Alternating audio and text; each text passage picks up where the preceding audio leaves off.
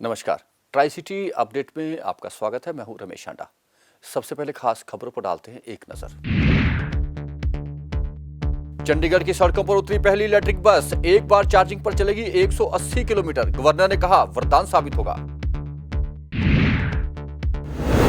और चंडीगढ़ पहुंचे किसान नेता राकेश टिकैत, कहा जब तक वापस नहीं होते किसान बिल आंदोलन रहेगा जारी। भारी पुलिस तैनात। और पूर्व डीजीपी सुमेश सैनी की अग्रिम जमानत पर हाई कोर्ट में फैसला सुरक्षित। विजिलेंस ने किया था आय से अधिक संपत्ति का मामला दर्ज।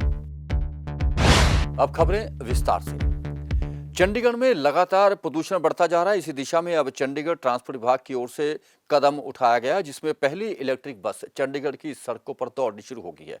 इलेक्ट्रिक बस को गवर्नर वीपीएस बदौर ने फ्लैग ऑफ किया, जिसमें सबसे पहले खुद राजभवन से सेक्टर 17 तक वह इस बस में बैठकर पहुंचे। यह बस एक बार चार्जिंग करने पर 180 किलोमीटर तक चलेगी। फिलहाल 10 दिन तक यह ट्रायल बेस पर चलेगी। उसके बाद इसे रूट्स पर चलाया जाएगा। अगर यह कामयाब होती है तो इसके बाद 40 और बसें चंडीगढ़ की सड़कों पर दौड़ती दिखाई देंगी।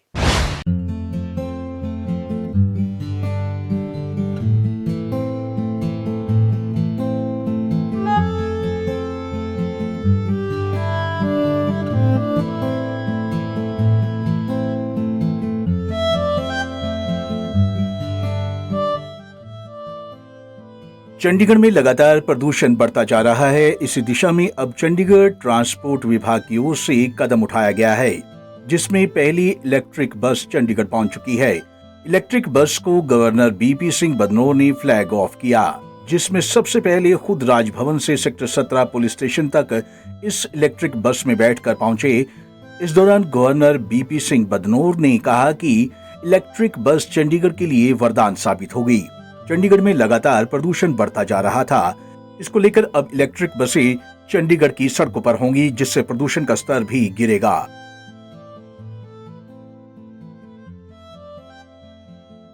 आज चंडीगढ़ के लिए एक बहुत शुभ दिन है और 15 अगस्त से पहले हमने सोचा कि ये शुरुआत जरूर करना जरूरी है।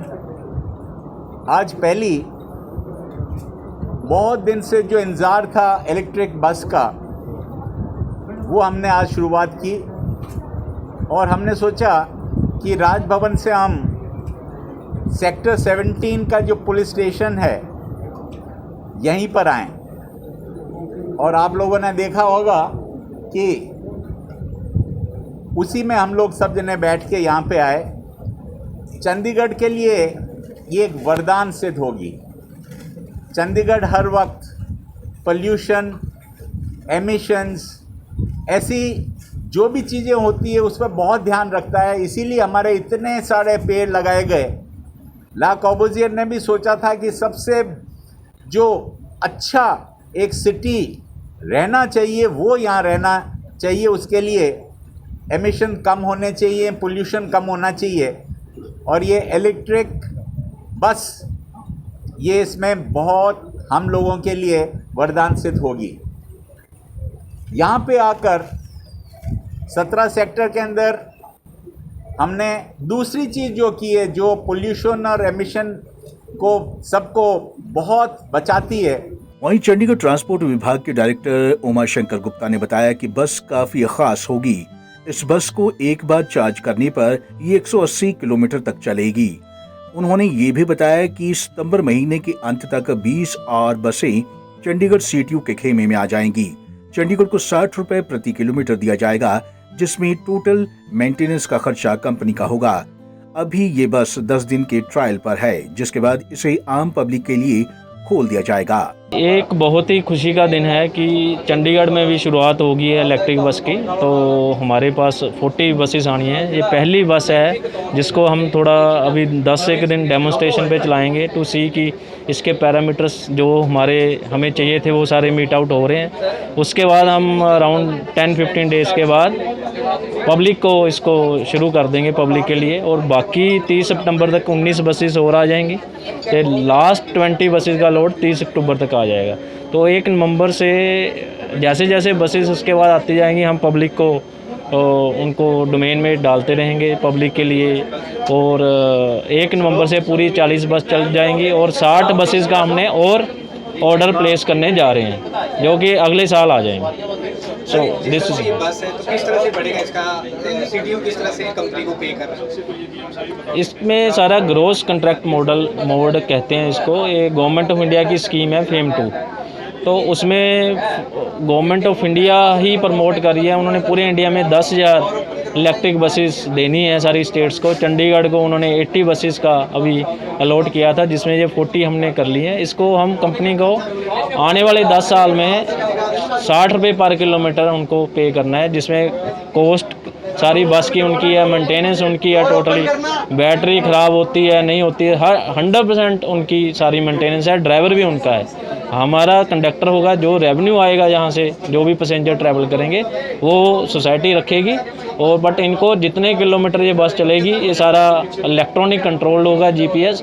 जितने किलोमीटर रोज़ बस चलेगी उसका उनको 60 रुपीज़ के हिसाब से हमने हर महीने के बाद उनको पेमेंट करनी है। जो इसका भाड़ा होगा वो कितना होगा? भाड़ा सेम होगा जो हमारी नॉर्मल ऐसी बसेज चलती हैं, वही 10, 15, 20 रुपये। और एक बार चार्जिंग में कितनी चलेगी? एक बार चार्जिंग में वैसे 180 किलोमीटर ये कहते हैं चलेगी, बट वही हमने देखना है कि सारा दिन चला के देखेंगे भी एक्चुअल में जो ये कह रहे हैं चल रही है या नहीं चल रही है, तो उसके बाद ही पब्लिक डोमेन में हम डालेंगे। हमारे जो सारे दिन का रूट्स हैं हमारे, वो भी 180 और 200 किलोमीटर के बीच में ही। चंडीगढ़ में इलेक्ट्रिक व्हीकल आ गए हैं। अब ये पहली बस है जो इलेक्ट्रिक व्हीकल है। गवर्नर वीपी सिंह बदनौर ने इसका इनॉग्रेशन किया, फ्लैग ऑफ करके सेक्टर 17 तक पहुंचे हैं। राजभवन से लेकर 17 तक आए हैं। इस बस की खासियत यह है कि ये टोटली इलेक्ट्रिकल होगी। इसको चलाने वाले जो हैं वो तमिलनाडु के ड्राइवर होंगे, हालांकि कंडक्टर इसमें सीटीयू के होंगे। इसको एक बार चार्ज करके 180 किलोमीटर तक चलाया जा सकता है। जैसे कि डायरेक्टर ट्रांसपोर्ट ने कहा कि आने वाले सितंबर एंड तक 20 और बसें ऐसी आएंगी। इन वाहनों को चलाने का सिर्फ एक ही मकसद है कि चंडीगढ़ में जो पोल्यूशन लेवल था वो लगातार बढ़ता जा रहा था। अब ई वाहनों से वो पोल्यूशन लेवल तो घटेगा ही, साथ ही लोगों को भी सहूलत मिलेगी। और इसके साथ ही एक ख़ास बात आपको बता दें कि जो ये बस अंदर से है फुली एसी है, आपको बिल्कुल भी ऐसा फील होगा जैसे ये वोल्वो टाइप बसें होती हैं। और इसका जो भाड़ा होगा, ख़ास करके जो किराए की हम बात करें, वो नॉर्मल ही किराया होगा। इससे चंडीगढ़ वासियों को सहूलत मिलेगी, पोल्यूशन लेवल कम होगा और आम लोग भी इस पर सफ़र कर सकेंगे।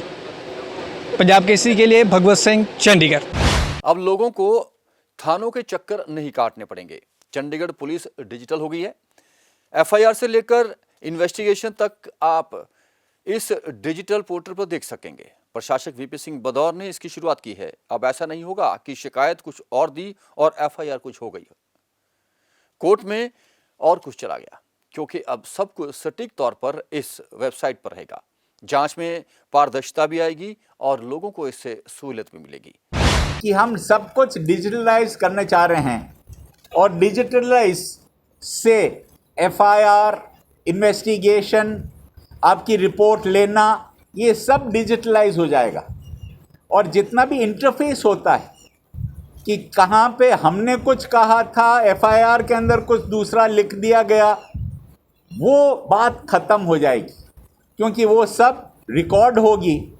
और आगे जाकर जो कोर्ट्स के अंदर भी ये जाता है, तो जब भी कोर्ट के सामने ये आता है तो वहाँ पे भी उन लोगों को सहूलियत हो जाएगी कि कैसे ये केस को इन्वेस्टिगेट किया गया, सही है या नहीं, कितनी सज़ा मिलनी चाहिए नहीं, ये सब बात आ जाती है।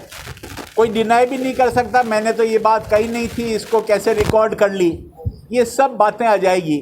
तो ये 3 बहुत बड़ी देन आज चंडीगढ़ को पुलिस की तरफ से और ट्रांसपोर्ट डिपार्टमेंट की तरफ से दी गई है। बहुत बहुत धन्यवाद। किसान नेता राकेश टिकैत चंडीगढ़ पहुंच चुके हैं। मटका चौक पर उन्होंने किसान बिल के विरोध में नारेबाजी की। उनके साथ सैकड़ों समर्थक भी मटका चौक पर पहुंच गए, जहां पुलिस को भारी सुरक्षा बंदोबस्त करने पड़े। राकेश टिकैत ने साफ कहा कि जब तक किसान बिल वापस नहीं हो जाते, किसानों का आंदोलन वापस नहीं होगा। उन्होंने किसानों से भी अपील की कि इस आंदोलन को पुनः जीवित करने के लिए उनके साथ चलें। चंडीगढ़ में सुखना लेक के बिल्कुल पीछे फॉरेस्ट डिपार्टमेंट द्वारा बर्ड एवरी बनाई जा रही है। यह बर्ड एवरी विवादों में है, जिसमें 3 करोड़ 50 लाख रुपए का खर्च होना है, लेकिन यह खर्च बेमाना है, जिसमें 1500 के करीब माइग्रेटरी बर्ड्स रखे जाएंगे। अभिषेक बैटरी को बनाने को लेकर लगातार सवाल उठ रहे हैं। चंडीगढ़ में कुछ पर्यावरणविद इसको लेकर अपनी शिकायत लगातार करते आ रहे हैं।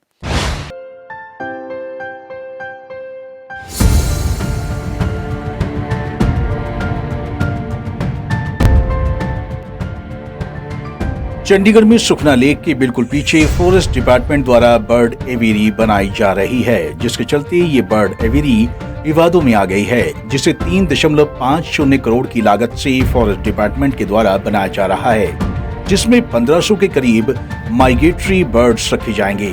इसे बनाने को लेकर लगातार सवाल उठ रहे हैं कि चंडीगढ़ के कुछ पर्यावरणवादी इसको लेकर अपनी शिकायत लगातार कर रही हैं।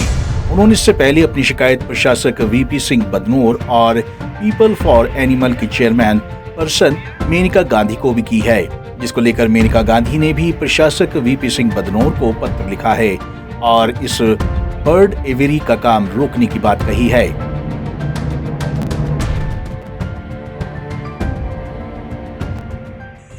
मैं तो ये कहूँगा कि इसमें बहुत सारे ऑफिसर्स इन्वॉल्व हैं, तो इस वजह से काम रुकेगा नहीं इतनी जल्दी, टाइम लगेगा।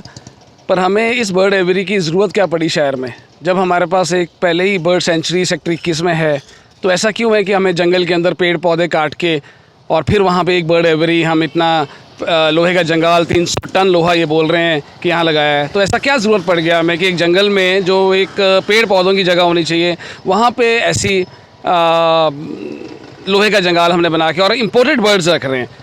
हम डोमेस्टिक बर्ड्स को कोई नहीं संभाल पा रहे और इम्पोर्टेड बर्ड्स को हम यहाँ रख के लोगों को, सिर्फ हम स्वदेशी का नारा देने वाले लोग, सिर्फ इम्पोर्टेड बर्ड्स के लिए हमारे बच्चों को मैना का नहीं पता लगेगा, कौवा का नहीं पता लगेगा, तोते का नहीं पता लगेगा। यहाँ हम लव बर्ड्स को पैदा कर रहे हैं और लव बर्ड्स को रखेंगे। राहुल महाजन से पंजाब केसरी की टीम ने बात की, जिनका कहना था कि ये बर्ड एवियरी जंगल एरिया में बन रही है, जबकि जंगल एरिया में किसी भी तरह की कंस्ट्रक्शन पर बैन है। इसको लेकर हाई कोर्ट के आदेश हैं। बावजूद इसके चंडीगढ़ का फॉरेस्ट डिपार्टमेंट इस बर्ड एवियरी को बना रहा है। ये पूरी तरह से अवैध है और यहाँ पर माइग्रेटरी बर्ड्स को रखा जाना है, जबकि माइग्रेटरी बर्ड्स को किसी पिंजरे में रखा नहीं जा सकता। इसको लेकर लगातार शिकायत भी कर रहे हैं। उन्होंने प्रशासक BP Singh Badnore, forest department और पीपल फॉर एनिमल की चेयरपर्सन को भी शिकायत दी है। इस बर्ड एवियरी को बनाने से टोटल सरकारी पैसे का दुरुपयोग होगा। हालांकि मेनका गांधी के प्रशासक बीपी सिंह बदनोर को पत्र लिखे जाने के बाद भी इस बर्ड एवियरी का काम नहीं रुका। यहाँ पर जोरों शोरों से काम चल रहा है। एक्चुअल में क्या है, ये फॉरेस्ट डिपार्टमेंट की जगह है, जो फॉरेस्ट है, और फॉरेस्ट के लिए क्या है कि इन लोगों को जो परमिशन लेनी होती है वो भी डिपार्टमेंट, जो मिनिस्ट्री ऑफ फॉरेस्ट एनवायरनमेंट है, वही देती है। तो सब लोग आपस में है कि ये एक नया भारत बनाने के चक्कर में है, ऐसा लोहे का जंगल बना के। अगर ये बनाना भी था तो इनको शहर के अंदर बनाना चाहिए था, जंगल में क्यों? जंगल में तो वैसे ही बर्ड्स बहुत रहती हैं। अगर उसका हैबिटेट अच्छा है, उसके लिए पेड़ पौधे अच्छे हैं, तो बर्ड्स तो वैसे ही आ जाएंगे। उनको पालने की बजाय हम लोग बाहर से बर्ड ला के और ये लोहे के जंगल के अंदर, जंगाल के अंदर हम रखना चाह रहे हैं। क्यों नहीं हम अपनी जो 21 सेक्टर बर्ड एवियरी है, जो हमारा बर्ड सेंचुरी है, उसको हम अच्छा प्रमोट कर सकें। उसके लिए हमें कोशिश करनी चाहिए। इतना पैसा लगा के हम लोग ये जो परमिशंस हैं, ये सब कुछ है, ये तो सब आई वॉश है, क्योंकि खुद डिपार्टमेंट इन्वॉल्व है। अगर ये अम्यूज़मेंट के लिए या हम टूरिज़्म के लिए करना चाह रहे हैं तो इसको कहीं शहर के अंदर बनाना चाहिए था, जिसमें हमारा जो सिविल डिपार्टमेंट है, या हम कहें चीफ इंजीनियर जो हमारे सिविल के हैं, वो बनाते हैं इसको। ये फॉरेस्ट का काम नहीं है। बहरहाल अब देखना ये होगा कि आगे मामले में क्या कुछ सामने आता है। पंजाब केसरी टीवी के लिए चंडीगढ़ से भगवत सिंह की रिपोर्ट। जीरकपुर के बल्टाना में तो वह पॉइंट स्वास्थ्य विभाग की टीम ने ढूंढ लिया है, जहां सीवरेज का पानी पीने के पानी में मिल रहा था। वहां पाइप की मरम्मत का काम शुरू हो गया, लेकिन डेराबस्सी में लोगों की शिकायत के बावजूद स्वास्थ्य विभाग की नींद नहीं खुली है। ना तो कोई कर्मचारी और अधिकारी वहां पहुंचा और ना ही बंद सीवरेज खोलने का प्रयास किया गया। सीवरेज का गंदा पानी लोगों के घरों के बाहर खड़ा है और पीने के पानी में भी बदबू आ रही है। पानी की सप्लाई तो टैंकरों के माध्यम से की जा रही है, लेकिन जो गंदा पानी लोगों के घरों में जा रहा है उसे ठीक करने का प्रयास अभी तक नहीं हुआ, जिसके बाद लोगों में भारी रोष व्याप्त है। पंचकुला के पिंजौर में हरियाणा के उप मुख्यमंत्री दुष्यंत चौटाला तीज के कार्यक्रम में मुख्य अतिथि के तौर पर पहुंचे हुए थे। जिन्होंने कृषि कानूनों को लेकर किसानों द्वारा पहले ही चेतावनी दे दी गई थी कि अगर दुष्यंत चौटाला पंचकुला के पिंजौर में पहुंचते हैं तो उन्हें काले झंडे दिखाकर उनका विरोध किया जाएगा। जिसके चलते सुबह से ही पिंजौर शहर को पुलिस छावनी में तब्दील कर दिया गया था और सभी वाहनों की चेकिंग की जा रही थी। अलग अलग स्थानों पर पुलिस घात लगाए बैठी थी। किसान जैसे ही दुष्यंत चौटाला का काफिला पंचकुला पिंजौर में स्थित यादविंद्रा गार्डन में पहुंचा तो किसानों ने रास्ते में प्रवेश करते हुए काले झंडे दिखाकर उनका विरोध भी किया।